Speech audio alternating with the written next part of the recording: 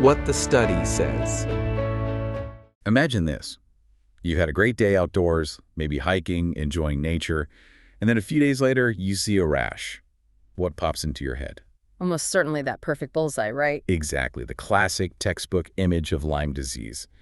But here's the thing, and this comes straight from the leading medical guidelines, that iconic bullseye.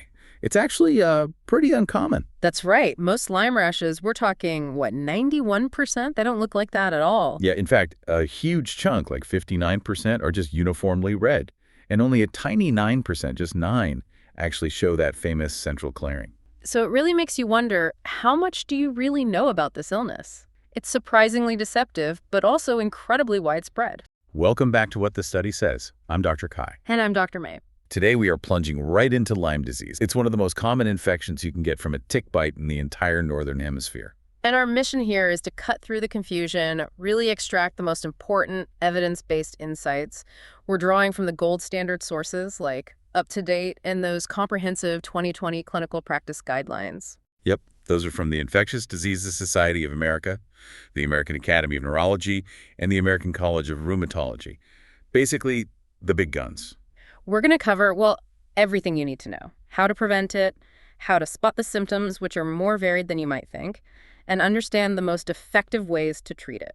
This deep dive is really for you, to help you feel genuinely informed and, frankly, confident about a topic that affects hundreds of thousands of people every single year. Okay, let's unpack this. It's amazing, isn't it, how much our understanding of Lyme has, well, evolved. Definitely. What we thought we knew, maybe even just a few years back, is constantly being updated, and that makes diagnosis and treatment, much more precise. Getting these basic facts straight is absolutely ground zero. Right. So what is Lyme disease, fundamentally? What's causing it? At its heart, it's a bacterial infection.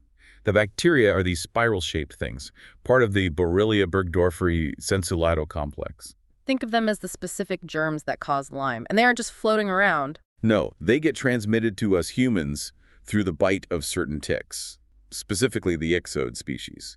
Most people just call them black-legged ticks or deer ticks. And it's not like this is a problem everywhere equally, right? There are definite hotspots. That's a really crucial point. It's very regional. In North America, you see it mostly in the northeastern states, kind of from Virginia up into eastern Canada. And also the upper Midwest. Yep, particularly Wisconsin and Minnesota. And then there's another pocket out on the West Coast in Northern California. So if you live and or travel to those areas, your radar really needs to be up. Okay, so the ticks are the delivery system for this bacteria. Let's talk about them for a second. These ixodes ticks, they have 3 main life stages after hatching: larva, nymph, and adult. And here's where it gets really interesting and honestly a bit sneaky. Which stage is actually responsible for most human infections? It's the nymphs. They're like the tiny ninjas of the tick world. Yeah, that's a good way to put it. Nymphs are incredibly small, maybe the size of a poppy seed, and their coloration is, well, cryptic. Makes them super hard to see on your skin. Plus, there are just more of them than the adults. Way more abundant, and their peak activity is late spring and summer. Which, unfortunately, is exactly when we're all outside enjoying the weather. Perfect storm. Right. The adult female ticks are bigger, often reddish, so you're much more likely to spot them and get them off before they transmit the bacteria. And the adult males. They don't really attach long enough to be a major transmission threat. So the key takeaway is it's not the big ticks you can easily see that are the main worry. It's these almost invisible nymphs. That's vital to understand. Okay, let's shift to recognizing the signs. The most famous sign of early Lyme is erythema migrans. That's just the medical term for the rash. Typically described as an expanding, reddish, often ring-like lesion on the skin. And we're back to that surprising fact we started with. If it's usually not a bullseye, how do you tell it apart from other skin stuff? Like you said, only about 9% actually have that clear center. The vast majority, 59%, are just uniformly red. Another 32% might have some redness in the middle, but not that distinct clearing. And the size can vary a lot too, right? Yeah, anywhere from 5 centimeters, which is about 2 inches, up to a huge 70 centimeters. The average is around 15 centimeters, maybe 6 inches across. And really important, it can be tougher to see on darker skin. That can delay diagnosis. Okay, so how do you differentiate it? What about something like eczema? Good question. Nummular eczema, for example, is usually intensely itchy, often scaly or crusty. It tends to show up on the trunk or limbs, but often spares the head. The Lyme rash typically isn't that itchy or scaly. And ringworm tiny and corporous. Ringworm is also itchy and scaly, Right. but it typically spreads out with a clearing center and a more defined raised active border. Subtle differences, but clinically really important. And if that rash is missed or just doesn't get treated. Then the bacteria can spread, or disseminate, as doctors say. This can happen days to months later, and it starts affecting other parts of the body. That's when things can get much more serious. You can see neurological problems. Yeah, and one of the most striking, almost unique signs of Lyme is bilateral facial nerve palsy. Meaning weakness or paralysis on both sides of the face. Exactly. The guidelines call it virtually pathognomonic for Lyme, very rarely caused by other things. But the good news is it usually resolves completely with treatment. Then there's the heart, Lyme carditis. Right. Symptoms there can include shortness of breath, maybe some swelling, palpitations, feeling lightheaded, chest pain, even fainting. Definitely things to take seriously. And Lyme arthritis is another major one. Typically shows up as significant swelling in one or maybe a few large joints. The knee is the most common culprit. And the weird thing is... Yeah. It's often less painful than you'd expect for how swollen the joint looks. Kind of counterintuitive. It is. And in young kids, it can sometimes look like septic arthritis, especially if the hip is involved and there's fever and pain. So careful diagnosis is needed. It's also worth noting, if you see arthritis in the small joints of the hands or feet, that's very unlikely to be Lyme. Points towards other diagnoses. But for kids who do get Lyme arthritis and are treated, the prognosis is generally excellent. Long-term studies showed the arthritis clears up, though some might have lingering aches or pains. Okay, let's wade into the diagnosis and testing maze. This is where things can get really confusing for people. Yeah, and this is where understanding the science behind the test is so critical. It's not just about how accurate the test is, but how common the disease is in the first place. You mean the prevalence? Exactly. The sources give a great example. Let's say you have a test that's 90% sensitive and 90% specific. Pretty good test, right? Sounds decent. If you use that test where Lyme is super common, say 50% prevalence, a positive result is 90% likely to be a true positive. Okay, makes sense. High chance you actually have it. But take that same exact test and use it where Lyme is rare, maybe 1% prevalence. Yeah. Now, the chance that a positive test is a true positive plummets to just 8%. Wow, only 8%. So most positives in that scenario would be false positive. Precisely. It highlights why indiscriminate testing isn't helpful and can actually lead to misdiagnosis and unnecessary treatment. That really changes how you think about a test result. So based on this, what should you not do after finding a tick? This is crucial, immediate advice. Okay, number one, do not send the tick itself off for testing to see if it has Borrelia burgdorferi. Why not? Seems logical. Because even if the tick tests positive, your actual risk of getting Lyme from that specific bite is still pretty low, maybe 2.5 to 4.6%. The tick status just doesn't reliably predict if you'll get infected. Got it. Tick testing is out. What else? Number two, do not test people who don't have symptoms just because they had an Ixodes tick bite. And the reason there? The blood tests look for antibodies. If you test right after a bite, before symptoms start, the test will likely be negative unless you had Lyme before. Antibodies take weeks to develop. So a positive test soon after a bite is probably from an old infection. Or a false positive. Right. Early testing without symptoms is generally not helpful. Okay, so what about someone who does have that typical rash, the erythema migrans? If you have a classic-looking rash, and you're in an area where Lyme is common, the strong recommendation is actually for a clinical diagnosis, meaning the doctor diagnoses it based on the rash itself without needing immediate lab tests. No blood tests needed for the classic rash in a high-risk area. Generally, no. And the why is important. People in that early stage are often seronegative.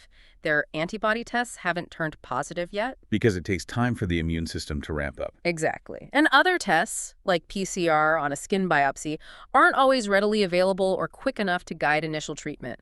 Now, if the lesion looks atypical, not quite classic. Then testing might be considered. Yes. Then antibody testing, getting a sample initially, and then another one a few weeks later, called acute and convalescent testing, is suggested. Makes sense. But what about diagnosing Lyme after it's spread?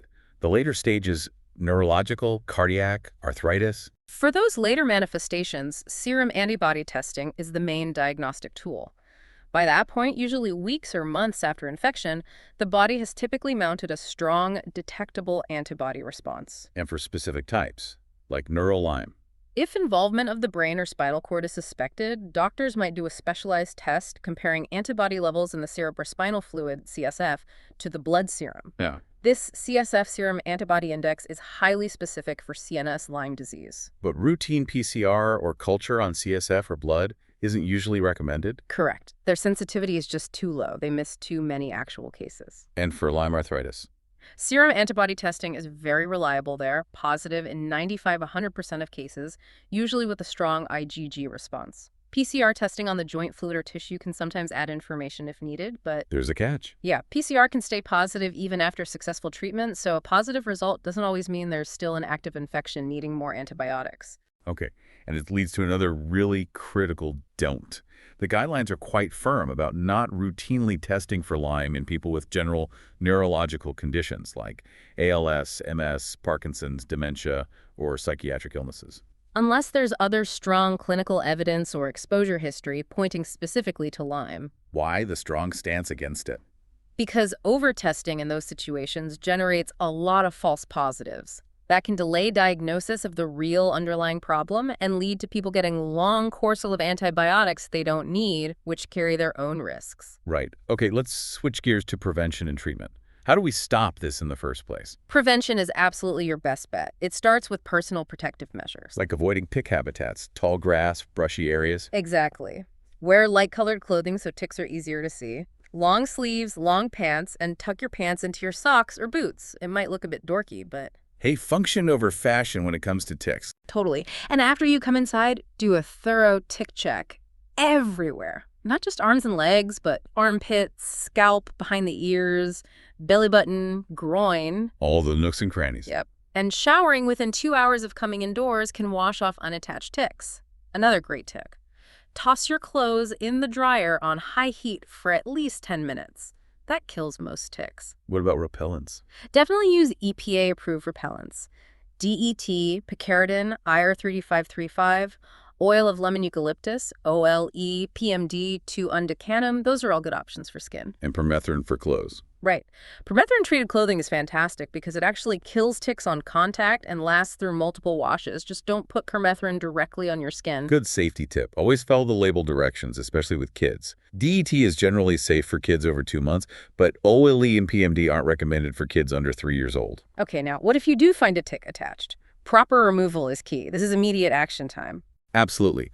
The recommendation is prompt removal with clean, fine-tipped tweezers. Get as close to the skin as possible and pull straight up with steady, even pressure. Don't twist or jerk.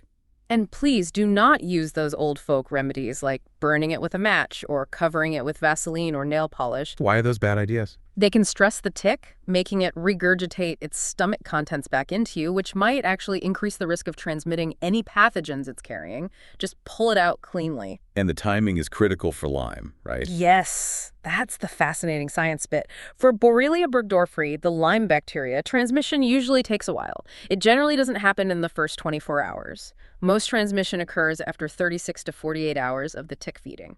So finding and removing it quickly gives you a good window to prevent Lyme. It does, but, and this is but other tick-borne diseases like Powassan virus can be transmitted much, much faster, maybe in just 15 minutes. So prompt removal is always best practice. Okay, what about taking an antibiotic after a tick bite, just in case?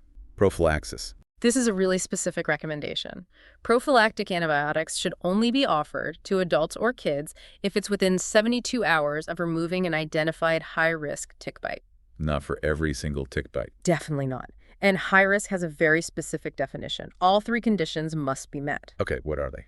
1, it has to be identified as an Ixodes species tick, the kind that carries Lyme. 2, the bite had to happen in a highly endemic area, one of those known Lyme hotspots. And 3, the tick must have been attached for at least 36 hours.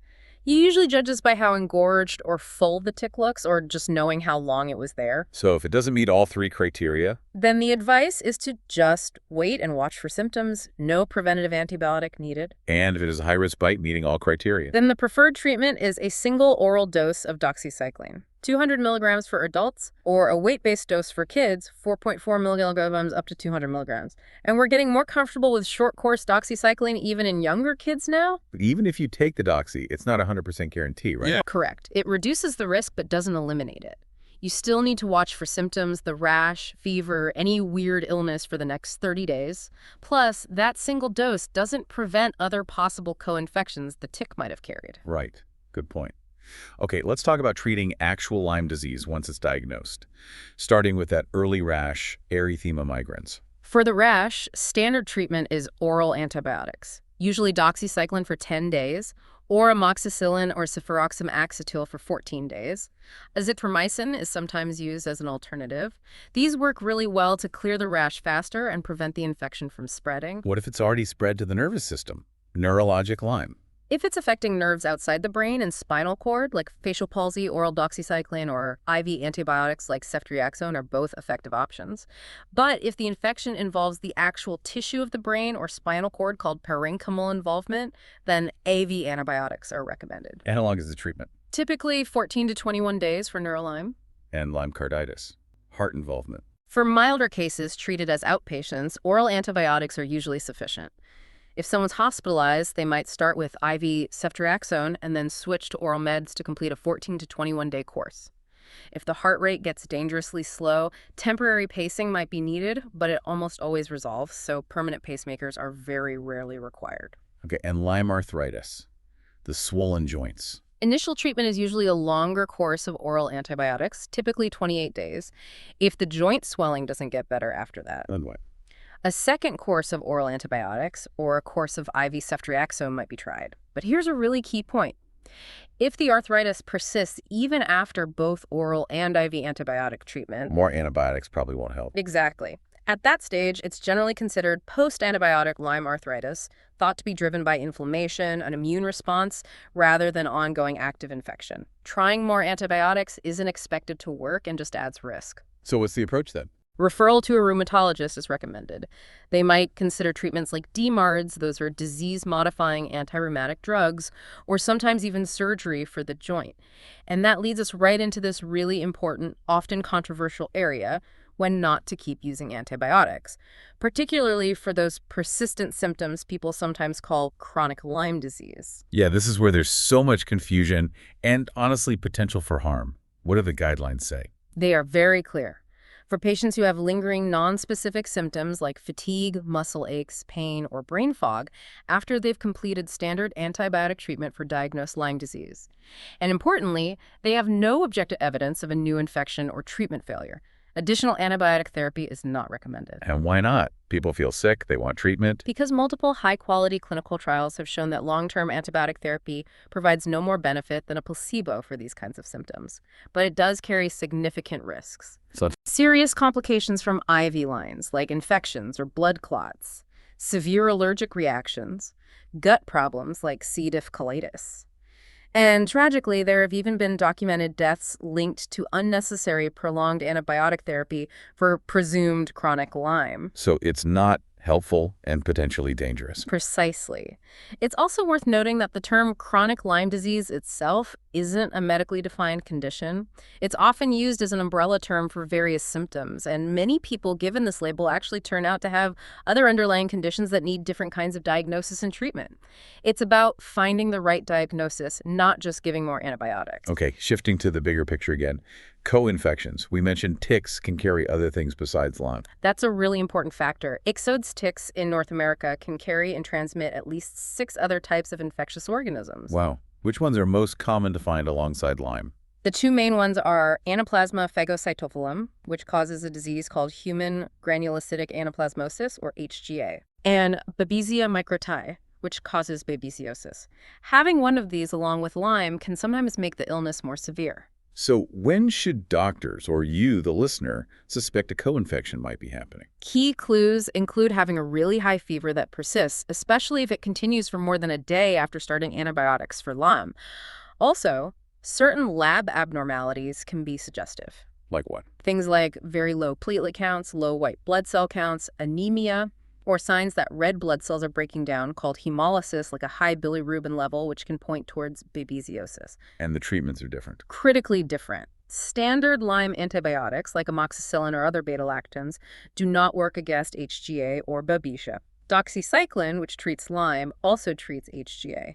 But babesia requires totally different combination therapies, often anti-malarial type drugs. So recognizing and correctly diagnosing co-infections is vital for choosing the right treatment. You can't just assume it's all Lyme. Absolutely crucial. Okay, we have covered a ton of ground today.